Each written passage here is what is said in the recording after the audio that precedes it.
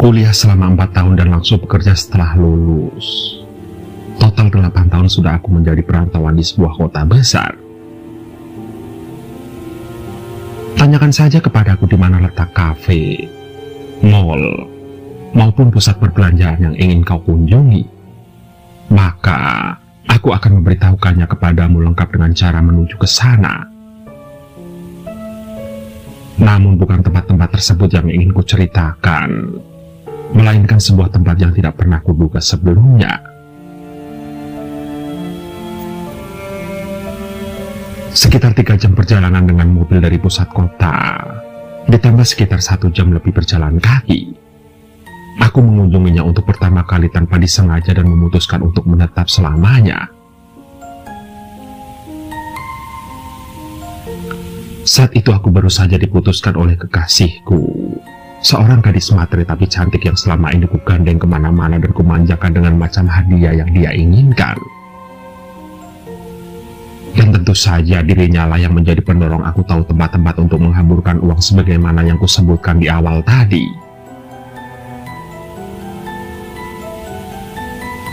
Singkat cerita, seperti cuplikan novel romansa yang membuatku terkadang bergidik karena kalimat-kalimatnya yang terlalu puitis. Aku terpuruk. Rasanya aku menjadi benci pada dunia. Aku sungguh tidak ingin melihat deretan bangunan yang akan mengingatkanku pada dirinya. Dan jauh dari pusat kota, aku pikir akan mampu membuatku bisa bernapas lega.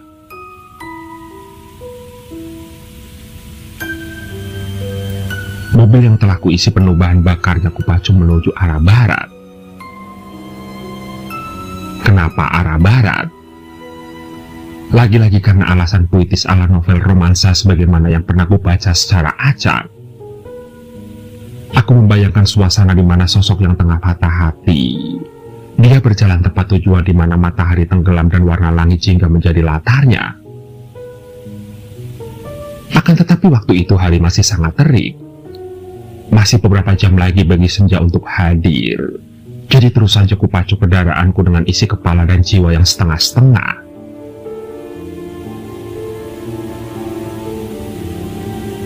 Dan benar, imbauan pemerintah agar pengemudi kendaraan harus fokus ternyata bukan hanya omong kosong belaka.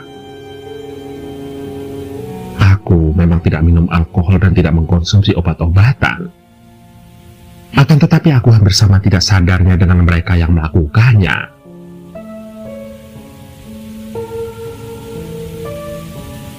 Hingga di sebuah tikungan klakson kencang dari sebuah mobil box mengaung tiba-tiba dan mengejutkanku hingga refleks membanting setir. Mobilku lantas keluar jalur menerobos pembatas jalan. Kemudian menabrak besi yang memajang tulisan boleh ngebut kalau punya nyawa cadangan besar-besar tepat di pinggir jalan. Sial, gumamku. Kini aku baru menyadari bahwa aku tidak lagi berada di jalanan yang kukenal. Tidak ada bangunan tinggi menjulang, hanya hamparan lahan kosong yang tergenang air berwarna kecoklatan khas rawa. Tidak nampak pula deretan toko maupun pusat perbelanjaan. Hanya jalanan sepi yang kendaraan melintas pun bisa dihitung dengan jari tangan semenjak aku berdiri termangu melihat bemper mobil yang penyok.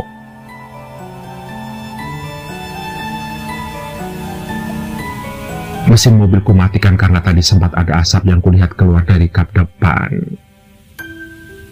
Dan sialnya sangat sedikit yang ku ketahui mengenai permesinan. Jadi rasanya akan lebih baik kubiarkan kendaraan ini beristirahat dulu daripada meledak bila ku otak-atik. Setidaknya, begitulah pikiranku waktu itu.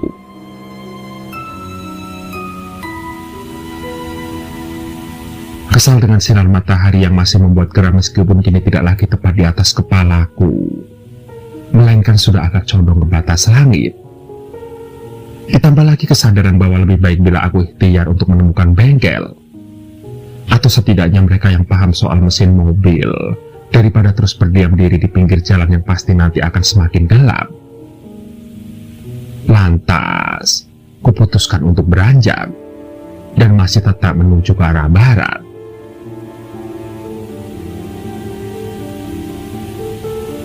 Cukup lama aku berjalan.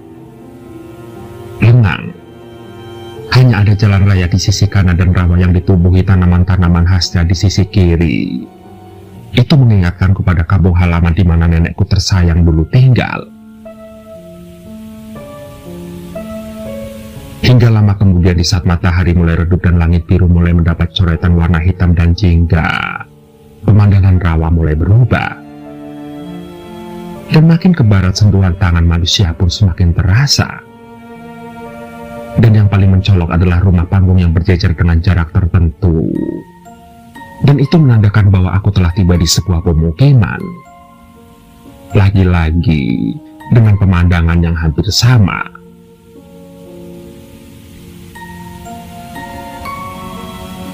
Sewaktu kecil derit kayu lantai rumah panggung menyatu akrab dengan langkah kakiku dan teman-teman yang berlarian di dalam rumah. Begitu juga dengan aroma khas rawa yang menyeruak dari celah susunan kayu yang tidak pernah benar-benar rapat. Itu salah satu kenangan menyenangkan yang kumiliki saat tinggal bersama nenek. Akan tetapi setelah nenek meninggal dunia, aku tidak pernah lagi menjejakkan kaki di rumah panggung beraroma rawa seperti itu. Hingga pengalaman berharga itu nyaris tidak kuingat lagi bila saat ini aku tidak dibawa nasib ke tempat ini. Namun, tidak hanya itu saja kenangan masa kecil yang aku punya. Berawal dari penemuan jasad mengambang yang tersangkut di sela-sela tiang penyangga rumah, nenek kemudian menceritakan sebuah kisah yang menjadi teman malamku sebelum tidur.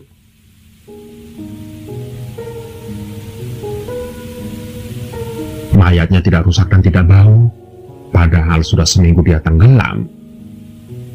Tidak salah lagi, pasti ia sudah dipinang oleh orang bunian. Kurang lebih, itulah kalimat yang kudengar hasil menguping yang dibisik-bisikan perempuan-perempuan tetangga kepada nenek.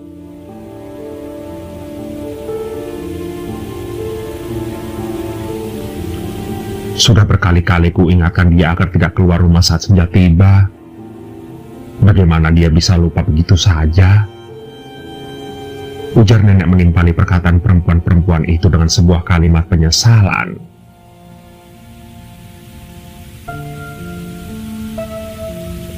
Kukutip perkataan perempuan-perempuan tetangga itu ketika nenek mengantarku tidur sekalian membantuku membakar obat nyamuk pada malam hari.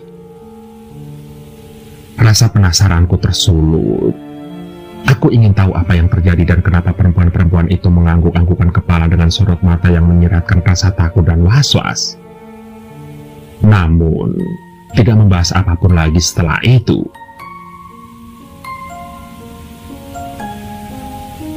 Dunia ini tidak hanya dihuni oleh manusia saja. Nenek memulai cerita. Di dunia ini juga ada makhluk halus. Ujarnya lagi. Hantu. Potongku tidak sabar, sembari kembali ke posisi duduk di depan setelah tadi sempat berbaring. Nenek terkekeh.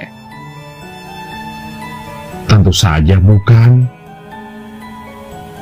Hantu. Itu adalah sebuah penghinaan bila kau menyebut mereka begitu. Mereka adalah makhluk yang hidup, berdampingan dengan kita. Seperti bertetangga, kita hidup dengan saling menghargai dan mematuhi peraturan masing-masing.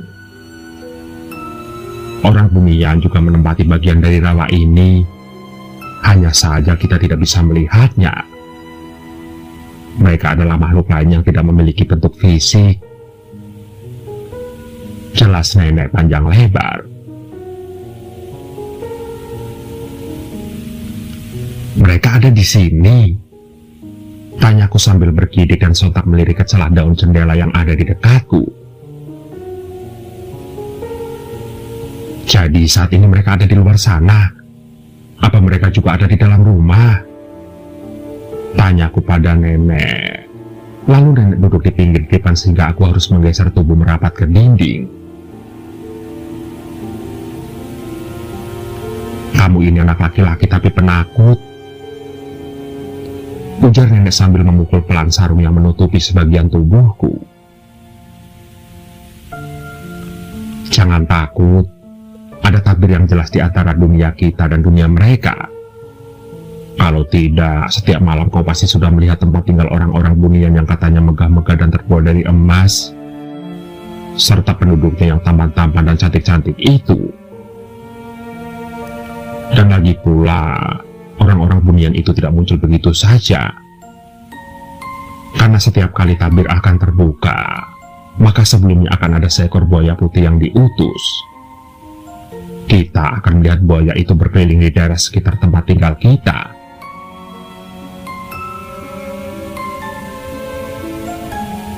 Tapi Bang Halim mati. Apa buaya itu membunuhnya? Potongku.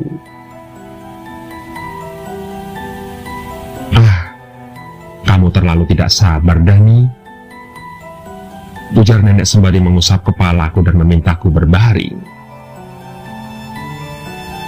Biar nenek ceritakan dulu kepadamu soal mereka. Kamu harus tahu, agar kelak kamu tahu diri dan tidak harus kehilangan nyawa seperti si Halim itu. Lagi pula Halim itu tidak benar-benar mati. Dia hanya pindah ke alam orang bunian, ujar nenek. Kemudian nenek memiringkan tubuhnya sehingga kami bisa saling berhadapan muka.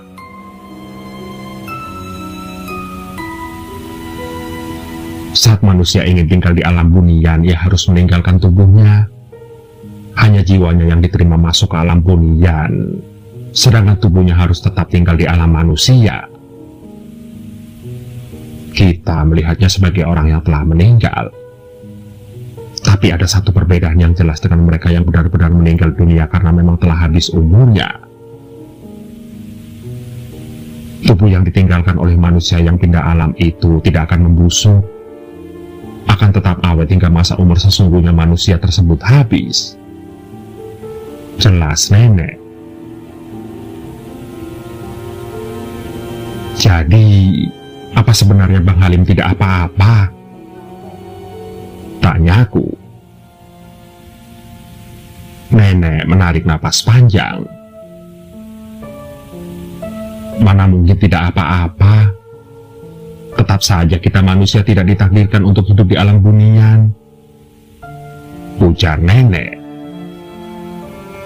Aku mengangguk setuju dengan ucapan nenek tersebut. Lagi pula siapa yang mau tinggal bersama makhluk halus? Sontak aku pun bergidik. Aku pasti akan memilih menjauh bila suatu hari nanti aku bertemu dengan orang-orang bunian itu.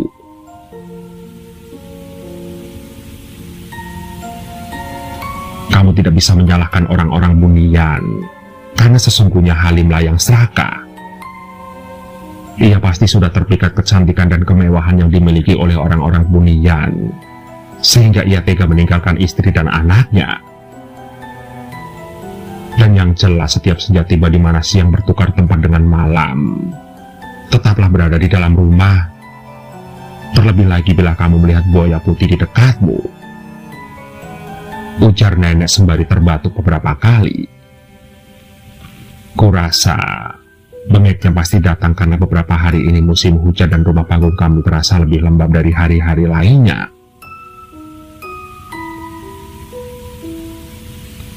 Buaya putih yang dikirimkan oleh orang bunian adalah sebagai pemberi kabar bagi manusia. Sebuah peringatan. Menyingkirlah bila tidak ingin bertemu dengan orang-orang bunian. Karena bila bertemu, maka akan sulit untuk meninggalkan mereka. Harta dan paras sungguh semua itu godaan besar bagi manusia biasa seperti kita. Terang nenek. Namun, saat itu aku masih kecil. Aku masih belum sepenuhnya mengerti apa yang nenek maksud sebagai godaan. Dan kini setelah aku dewasa dan mengenal cinta, kuakui mungkin Bang Halim tidak sepenuhnya salah. Akan terasa sangat sulit untuk menolak bujukan dari perempuan cantik. Ditambah lagi, jika dia kaya.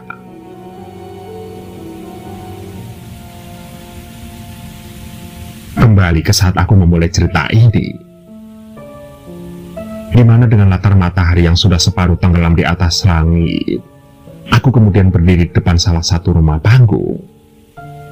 Itu adalah satu-satunya rumah dengan pintu yang terbuka setelah sejak tadi semua rumah panggung yang kulewati tertutup rapat. Namun belum sempat aku membuka mulut untuk memanggil pemilik rumah, genangan air rawa tersibak kencang, dan aku pun tiba di tempat ini.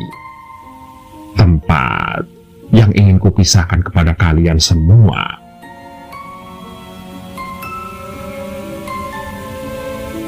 Kembali lagi, tidak masuk akal memang. Namun, bukankah peristiwa gaib memang tidak pernah masuk akal? Itulah kenapa kalian selalu bergidik jika mengalaminya.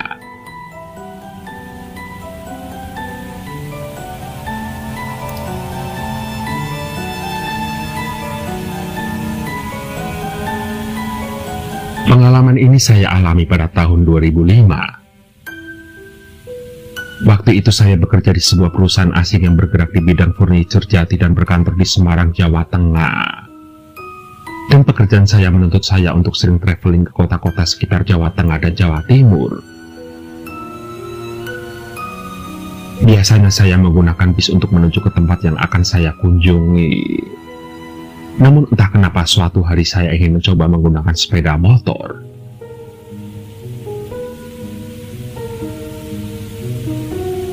Singkat cerita, saya berangkat dari Semarang jam 7 pagi. Saya kemudian berkunjung dulu ke salah satu pabrik mebel di daerah Colomadu, Solo untuk inspeksi barang. Dan setelah selesai sekitar jam 4 sore, saya kemudian melanjutkan perjalanan menuju Ponorogo, Jawa Timur. Setelah nyasar-nyasar dulu, akhirnya ketemu juga jalan yang menuju Ponorogo lewat Monogiri, Solo.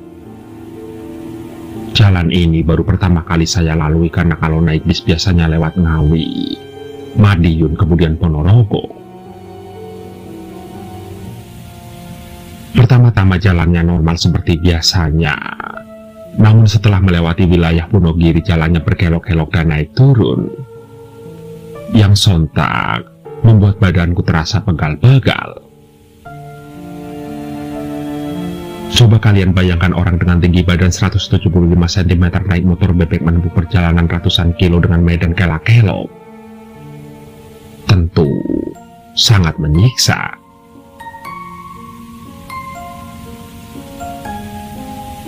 Singkat cerita, setelah memasuki daerah Antah Branta, karena saya benar-benar tidak kenal dengan daerah itu, sepanjang jalan kanan kirinya hanya pohon-pohon dan sawah-sawah. Karena merasa lelah, lantas saya pun berusaha mencari tempat untuk beristirahat.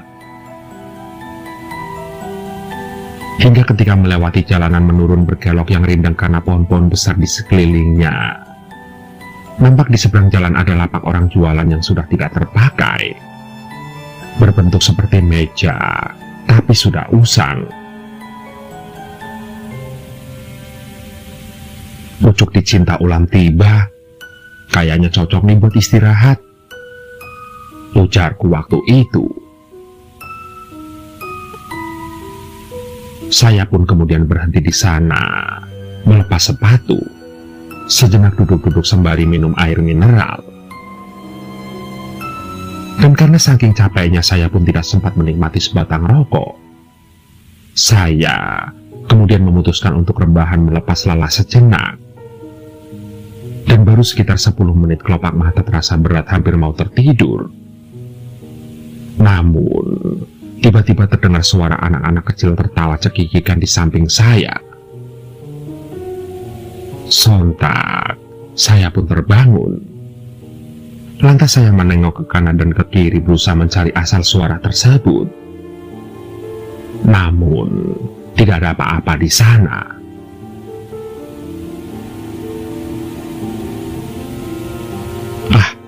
Mungkin cuma perasaanku saja, gumamku dalam hati menguatkan diri sendiri.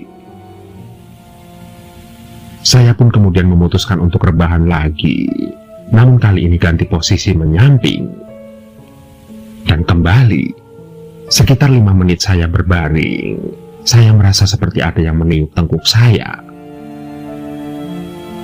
Saya diam saja karena saya pikir itu hanya angin sawah. Namun tiupan itu sepertinya tidak berhenti. Lantas saya pun menepuk tekuk saya dan segera bangun, menengok ke kanan dan ke kiri. Namun, lagi-lagi tidak ada apa-apa.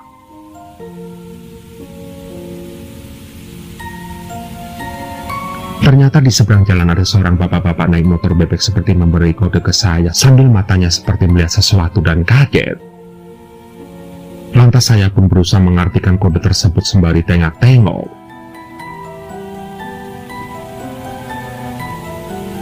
Ah, gak ada apa-apa kok, ujarku. Kemudian aku rebahan lagi. 5 menit berselang tercium bau buah sawo yang menyengat sekali. Padahal di sana tidak ada pohon sawo atau perkelewat yang membawa buah sawo. Dan selang beberapa menit lagi terdengar seperti ada suara tawon atau lebah yang berngiang di telinga kiri saya. Lantas, saya pun menghalonya dengan tangan. Namun karena saking capeknya, saya masih tetap saja tiduran. Hingga akhirnya tidak lama kemudian suara tawon itu pun menghilang.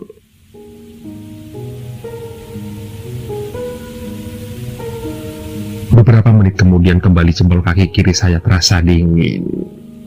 Dan rasa dingin itu merambat naik ke kaki. Sontak saya langsung bangun dan menepuk jempol kaki kiri saya. Waktu itu, saya benar-benar masih belum menyadari apa yang sebenarnya terjadi.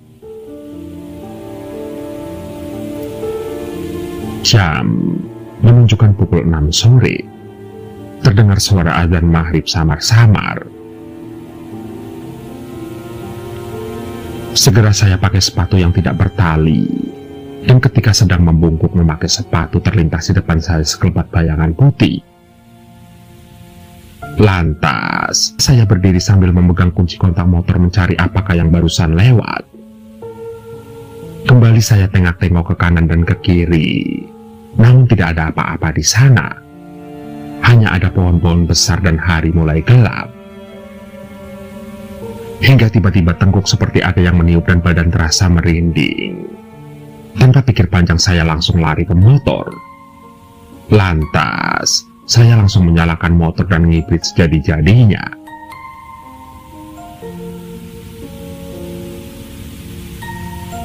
Singkat cerita, selang 2 km perjalanan, kini mulai terlihat rumah-rumah penduduk.